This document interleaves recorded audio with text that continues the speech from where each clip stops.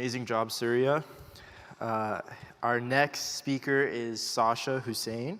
Sasha is a sophomore from Massachusetts studying political economy and natural science.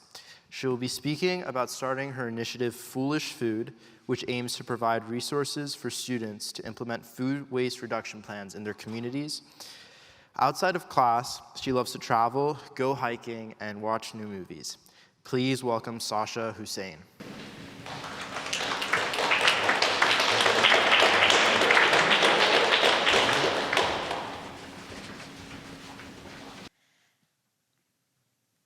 My story starts in 2018 during a family trip to Peru. My dad, who's an avid backpacker and camper, decided to take a 3-day excursion to the Amazon rainforest. So flying from Boston to Cusco, Peru, and taking a 3-hour boat ride into the Amazon rainforest, we were confronted by a remote village that was hidden from the rest of the world. During my time, I got to see how the indigenous Peruvians live their daily lives. They incorporate sustainable practices into everything that they did and made sure to cultivate the land and take care of their resources. And this made me reflect on my own life and made me realize that my habits were extremely wasteful. I knew that this wasn't a problem that only I faced. I knew my family faced this, my friends, my peers, and my community. I realized that the industrial West had this consumption culture that was embedded into our society, exploiting resources and not taking care of the land that we take from. And so I did more research, I came back, and did a little more research on food waste as well. And that's when I learned that food waste is one of the dumbest problems that we face in the United States and across the globe. As I did more research, I learned that 1/3 of food in the United States is wasted. And this happens in all sectors of the chain, from when it's harvested to when it's delivered to when it's brought to our plates as consumers. The world is also creating 14% more food than needed, but millions of people within our own country alone still go hungry every single day.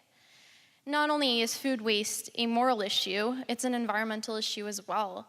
When food is thrown into landfills, it creates methane gas, which is 23 times more toxic than carbon dioxide and contributes to the whole cycle of global warming and contributes to the global crisis. And so that's when I looked on the internet and tried to take microaction within my own lifestyle. So that started with a compost. I learned on the internet how to compost, so that was taking peels of fruits and grass that we mowed in the summer to leaves that we raked in the fall, and making sure that we enriched our soil for our garden. My family and I started to buy smaller food portions and bring home food from restaurants. We also started to learn more about food labels and learn the difference between sell-by dates and expiration dates. And we also fed our pet Coco, who's a rabbit, some leftover food scraps as well. But I wanted to do more, and I wanted to impact more people and reach bigger demographics. So I started an organization called Foolish Food, which engages people on the issue of food waste so they can enact food waste reduction plans in their communities, in their lifestyles, in their schools. I wanted to reach as many people as possible about this issue and make sure that this issue was heard across the globe. So with this ambitious goal, we came to a lot of gaps and roadblocks. And this was from mobilizing our communities and reaching as many people as we could to making sure that marginalized voices were at the forefront of this issue because environmental issues impact them the most. We also wanted to raise more money to sustain our organization. And a lot of these roadblocks hindered our progress. However, through technology, we were able to overcome these barriers by taking advantage of the resources that we had. So this was through social media. We started an Instagram page where we got to give tips and tricks for people just to learn more about how they can change little parts of their habits and in their lifestyle. We also reached out to different youth environmental organizations through Instagram as well to gain their platform, gain their networks, and take advantage of some of their resources so we can collaborate them on different projects.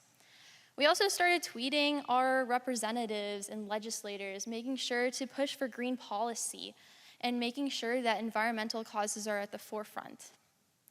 We also use applications like Zoom and try to have conversation about these issues and collaborate on new ideas.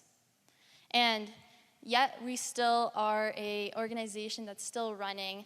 In 2019, we worked with legislator Jay Barrows in Massachusetts to get a bill passed that gives a tax incentive to food providers like grocery stores and restaurants to donate their uneaten food to homeless shelters and food pantries. We're still having political discussions about how we can enact environmental causes and environmental legislation and making sure that we can impact as many communities as we can. And as I reflect on my journey, I realize the importance of youth activism and importance of taking action on a passion you have. I also learned about the importance of taking microaction and how it can lead to macroaction, impacting as many communities as you can. But I also learned that technology can be used for good. Taking advantage of the resources that you have is something that was able to overcome a lot of these barriers. And if it wasn't for the technology, I wouldn't be here today. I wouldn't have gained the experiences that I did, have the skill sets that I have, and talk to the people that I did. And so now I urge you all to take action on that passion and make sure to take advantage of all the resources you have and use technology for social impact and to benefit your communities. Thank you.